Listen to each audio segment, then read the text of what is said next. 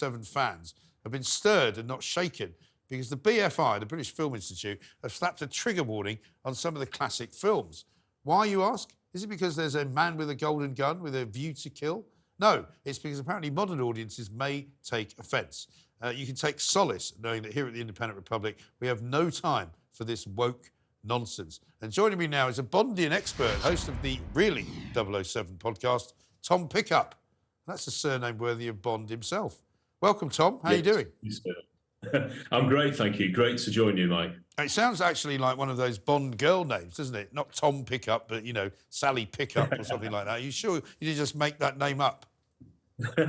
Sadly not. I was born with it, yeah. Oh, well, OK. My wife doesn't take my name, though. Very good. Now, I mean, what's going on? The British Film Institute is supposed to be celebrating older James Bond films, some of them with Roger Moore in, I think, which are famously, you know, of their time, famously, you know, slightly irreverent, famously... I mean, they're not my favourite Bond films anyway, but, you know, why would they issue a trigger warning? Because surely if you're going to go and see them, you see them in all their glory, you laugh about it, you move on, you go home. Yeah, and the thing is, because if you go to the BFI to watch them, you've probably already seen them, haven't you? It's well, not you'd hope for so. The man on the street, it's for Bond fans and film experts. Yeah, I think it's just a case of the way the world works now.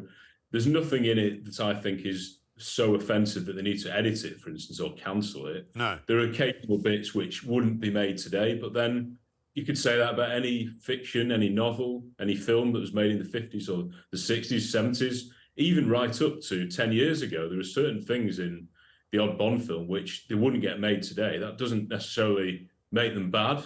It just means perhaps they thought let's just, in case anyone complains, we'll put this disclaimer. I mean, some of the films, if you haven't seen them for a few years, you might get taken aback at the odd bit, but there's nothing in them for me that warrants a need to sort of say this could be really offensive, personally. Well, I think Thunderball is one of them, isn't it? I mean, Thunderball is not in any way really offensive. They say it includes racial stereotypes, because I guess that's Odd Job that they're referring to.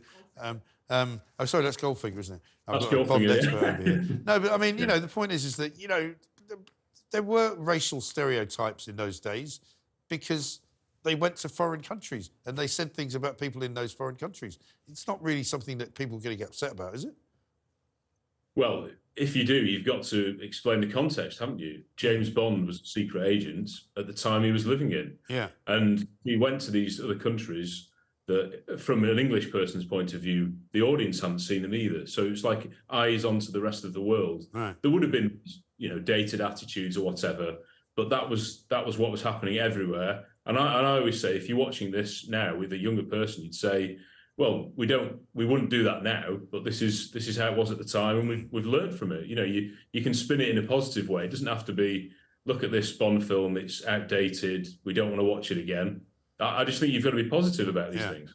Well, yeah, I mean, some of the cars are absolutely incredible. You wouldn't say, you know, these are not really nice cars because they're too old and nobody makes them anymore. And look at all the petrol coming out the back end of them. Absolutely, and those are the ones that everybody goes back to, don't they? They always think about the Aston Martin DB5, which is, what, 60 years old now at least? Yes. So there are these classic elements. I mean, you're showing the pictures now. When you see Sean Connery looking like Bond, jetting across the world, yes, he's with ladies, yes, he gets into fights. He's not meant to be the perfect human, that's the thing. Right. And if you watch these films, you should know that, really. Well, a lot of people complained, didn't they, when they made the new Bond films with Daniel Craig, that they turned him into a bit too much of a kind of a, you know, self-aggrandising, self-examining individual, a man who felt like maybe he didn't treat women properly, and it wasn't as good. Yeah, I mean, you know, that's subjective. They tried to do something differently with them. I prefer the Roger Moore ones, for instance, which don't take themselves as seriously. But there is elements of Fleming, you know, that did look at Bond's character. He was a tortured soul. He was always on the edge of death. And you think about the job he's in, it's quite a scary job. And he comes into encounters with these scary villains and things like this. You would sort of have that kind of personality where you wouldn't be a normal person, I think. And I think Daniel Craig tried to explore that a bit more. Yeah. Whether it was a success or not, I think that's up to the individual viewers, really. Well, exactly. He was mostly under the influence of quite a few martinis most of the time as well. Yeah, thank you very much. He did drink a lot. Yeah. He did. Tom, listen, good to talk to you. Thanks very much indeed.